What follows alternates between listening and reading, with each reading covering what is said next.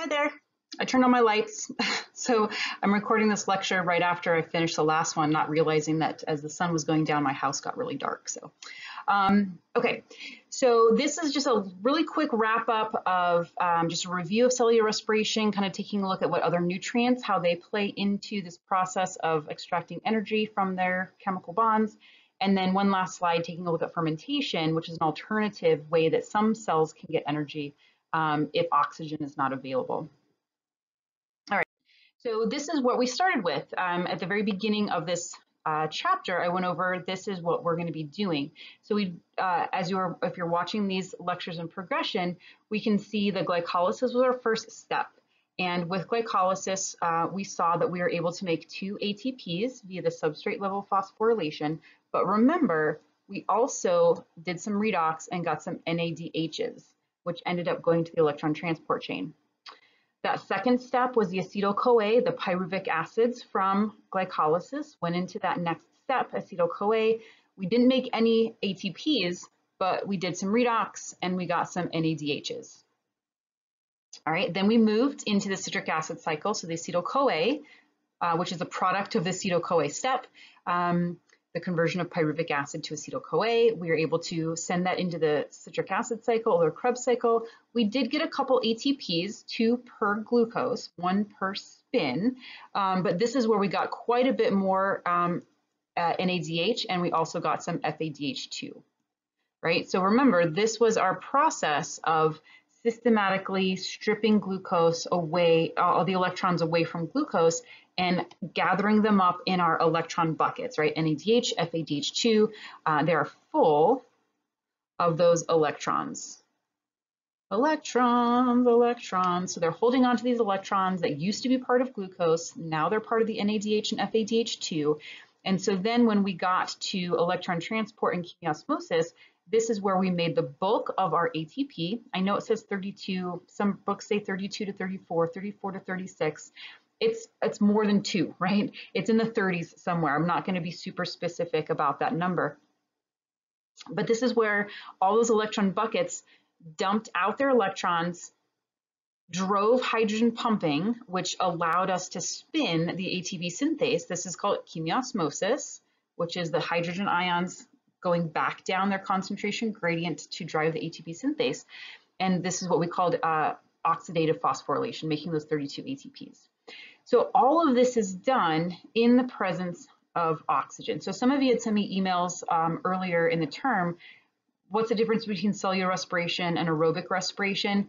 In the presence of oxygen, oxygen as the final electron acceptor there at the end of the electron transport chain, this is what we would call aerobic cellular respiration. That is what our cells do. We carry out aerobic cellular respiration because we use oxygen to drive that electron transport chain. There's some other organisms, primarily bacteria, that do what's called anaerobic cellular respiration, where they don't need oxygen. They use other things like a methyl group, or a sulfur group, or a nitrogen group, and they don't produce water as a byproduct. They might produce methane or sulfuric acid or carbonate or something else. And so these organisms are what are called anaerobic organisms, as they can carry out their respiration without using oxygen as their final electron acceptor. If you're to take microbiology, you learn that a little bit more about that in microbiology, because it's mostly bacteria that do anaerobic cellular respiration. All right, so then if you're thinking, well, this is all great and good for glucose, but what if I'm on a low carb diet and I'm eating just protein and fat? Well, those can also be broken down as well. We focus primarily on carbohydrates because that's kind of the preferred method for our cells to be able to get ATP from the carbohydrates, because we have all these enzymatically driven steps kind of set up. But if you remember, there's organic molecules within these large macromolecules. So for proteins, if you remember, their building block were amino acids. There are some enzymatic pathways, so this would all be driven by enzymes that can convert amino acids into pyruvate. They can convert amino acids into acetyl-CoA or acetyl, the acetyl group. They can convert amino acids into various intermediates like the alpha ketogluteric acid or the succinate within citric acid cycle. So they kind of basically cleave off the amine group and leave the 2 carbons with the carboxylic acid, and then they just kind of shuttle those into wherever they fit in these processes, where it's pyruvate at the end of glycolysis, the acetyl-CoA step, or somewhere in the middle of citric acid. For fats, if you remember, fats were a glycerol backbone with the 3 fatty acid chains sticking off. If we're to cleave off the fatty acid chains and have the glycerol, it can be converted into G3P, which is glyceraldehyde 3-phosphate, so it's almost part of the name. The fatty acids, remember, they're big, long chains of carbon, hydrocarbons. So there is a reaction in cells that can cleave every 2 carbons, and I'm 1 carbon short. So each one of these can become an acetyl-CoA. So if you have an 18 carbon long fatty acid chain, you could make 9 acetyl-CoAs out of that 1 fatty acid chain. So when we hear about fats being a higher energy storage than glucose, it's because glucose makes 2 acetyl-CoAs per glucose, where you could be making like 20 something acetyl-CoAs per triglyceride. So it's a lot more dense collection of the ability to make ATP. And no matter where you input these things, here, here, or here, they're all kind of just shuttled into these reactions, and they will just keep this whole process going. They're going to be oxidizing all of those carbon molecules, collecting the hydrogen ions, dumping at the electron transport chain, and we're going to get our ATP. We're going to get our byproducts of oxygen, hydrogen, and water and carbon dioxide. And if for some reason you do metabolize proteins, really because fats and carbs are the major energy molecules, proteins are more of our structural and functional, like enzyme molecules. But when you do metabolize proteins, maybe you're on a starvation diet or you're starving because you're stranded on an island or something, you will produce a lot more NH3, which is ammonia, which is bad for you. So you're not really supposed to metabolize proteins. You can in a pinch if you are running out of carbohydrates and fats. So that's that. And then, okay, so then the last slide here is fermentation. So again, there's 2 major types of fermentation. We have what's called alcohol fermentation and lactate or acid fermentation, because this would be like lactic acid.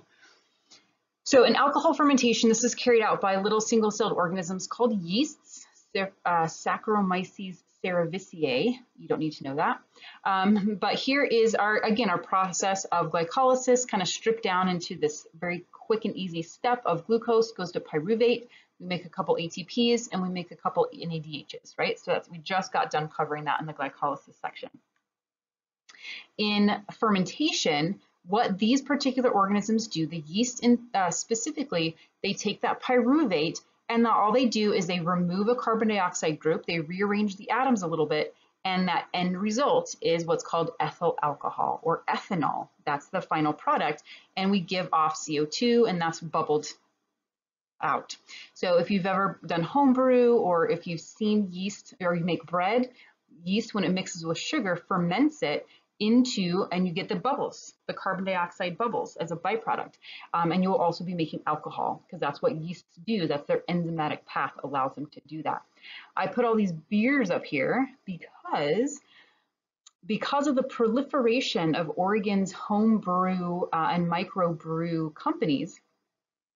The yeast, Saccharomyces cerevisiae, I think that's how you spell it, probably not, is Oregon's state microbe. I don't know if you knew that, but we are one of 2 states that have a state microbe. So Saccharomyces cerevisiae is a yeast. It's a single-celled organism that is used to make beer.